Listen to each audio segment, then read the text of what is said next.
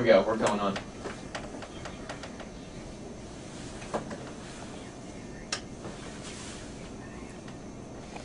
Hello everyone, welcome back to the Runaround. I'm Greg Jubb alongside Brad Jager here. Now we have Monte Sanders of Sanders Optima Fitness in the booth here, celebrity trainer of Ed Reed and Ray Lewis. Like I said before, not exactly marathoners, but the guy knows how to get you strong, tough for track and field and running in general. Monte, thanks for being on the show. It's a pleasure to be here. So Monte, tell us a little bit about what you do. Well, we do a lot of working out from the inside out, meaning we like to train the mind, the body, and the spirit. And most people focus on the body. We like people to encourage people to spend time in all three aspects. So when you think about working out, most people think about, oh, I'm just the body, but you're really three-part being. So if you're really just working on the body, it's like, oh, you have a nice front yard, a nice living room, and your bathrooms are dirty. So it's like that's the main philosophy behind it all. So at the end of all the training and hard work and all the miles and all the abs and lifting weights, it's also about being well off the field, just being a better person, not a perfect person, but a better person. And everyone should check out SandersOptimaFitness.com. There's a video that shows a little bit of what Monte does and how he trains people. It's something else. It looks intense, and I was talking to him earlier. You can see why Ray Lewis and Ed Reed have 4% body fat. I mean, he gets you work. We work hard. And now we still have Champ here. Fantastic sprinter in his own right, but he's just starting with weight training. What can someone like Champ, a sprinter, what kind of strength training should he be doing? Well, first of all, you have to look at the body types. We was talking about this during the commercial. Like, he's a slim basketball build or banana shape in my world. So he's the type of guy, no matter how much weight he's lifting, he's only going to get so big. That's like with my build. We slim. So if you're going to gym, Monte, I want to gain weight, sure you'll gain weight, but I'm not sure if you'll be benching 450 pounds one day. That's just not your build. As opposed to a guy that may be a little bit more heavy set, he may not go, and he's a sprinter. We may not have him doing a bunch of heavyweights. You know what I mean? It may be light and tone, but in your case, you have to do a mixture of power and endurance weight training. So of course, you're going to need a little bit of power, meaning that you have some bulk where you're lifting 8 to 10 reps, but also you need the repetition where you're doing lunges or you're doing leg extensions, or high rep meaning at least 25. Some people recommend 12 to 15. I like to say, hey, lower the weight and do 25, do more. So for you have to do a mixture of both. But the key is you have to do it. How often during the week should he be doing it? Well, you should work, first of all, you should work every body part at least twice a week. At least. We get to the point where sometimes we work them 3 times a week based on your experience. So you're going to be training a lot and running a lot. So if you have a day like on a Saturday, you're lifting weights, you're doing your lunges, you're doing leg extension, your hamstring curls, maybe even some calf raises, sitting, standing, toes inside, neutral, outside, all different angles, and your upper body as well, your arms and your breathing, and more importantly, your core. Right. And we always say that's why they name it the core, because it's really the key to everything. When I started to lift weights every morning around every Monday and Tuesday. On Monday and Wednesday.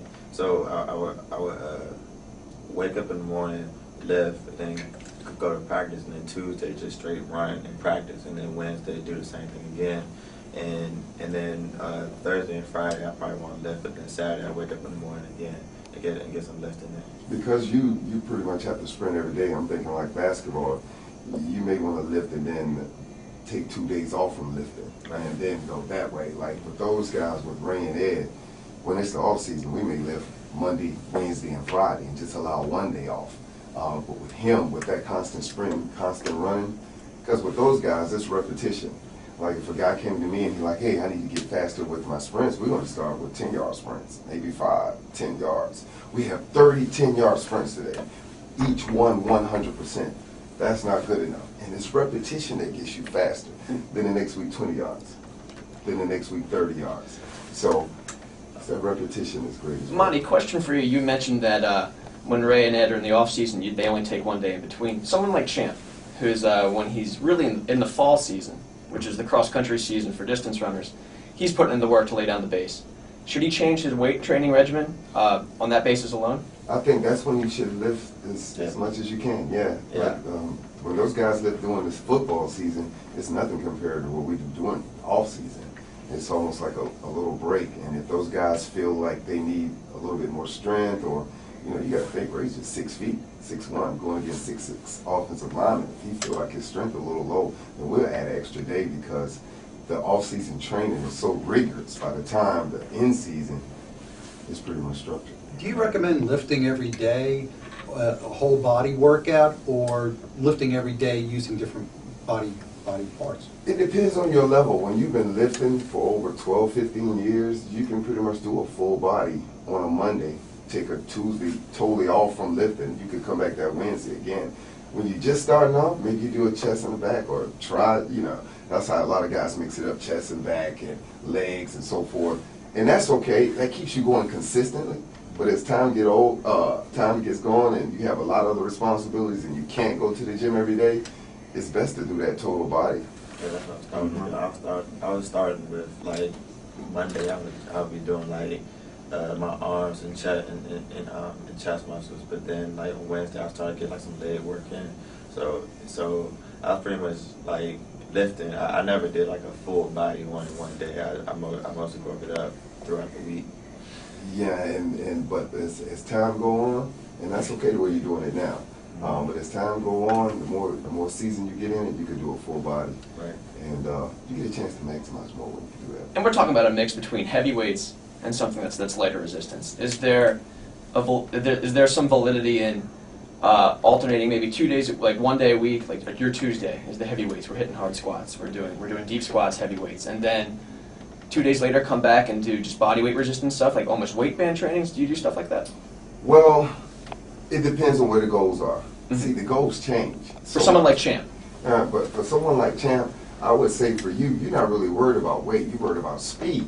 Right. So for you, you want to have a combination. That's just the best. We don't want to put you on all power, and we don't want to put you on all toning. So for if you're going to lift, per se, 3 times a week, I would do probably 1 power and 2 tonings. Right. And back in the beginning of the season, I would I think it was more. I had more of a power lifting. I would mostly I'll try to get my hamstring stronger, my quad stronger.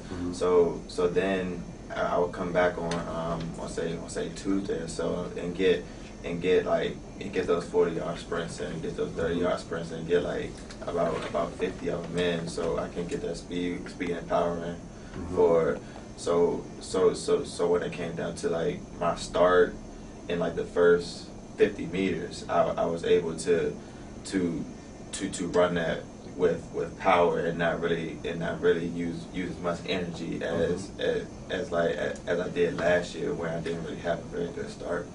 And see, when you get to his level, as great as he is, he's going to get to a point when everybody's as great as him. Everybody trained as good as you. Everybody got the right custom shoes, custom orthotics for their feet. You're going to have that. So it's going to come to the little things. Right. Rest, hydration, stretching. So you told me how much you weigh based on how many ounces of water you should be drinking. I can tell you need to drink more water. The more oxygen in you, the longer your muscles can perform, the better. So by the time you're eating with someone, you line up on the mark and he blows the whistle. Depends on what you have inside of you then, meaning your nutrition, your rest, your hydration, and all those little things. And that's what's going to help you become great. Because everybody deals with the raw talent. When you get to college, you decide your college, you move on, it's going to be those little things that you do that's going to get you. Now, Monty, we've got some callers that want to give Champ some love here. This is Champ's show today, it looks like, but you do some camps and things like that. Could this be beneficial to runners? Absolutely. We do a lot of running where you can just come and you can increase your speed there because we use a lot of agility ladders, and we do heels and resistance as well. So the agility ladders with a mixture of them, the repetition of them, that gets you a lot faster as well. Very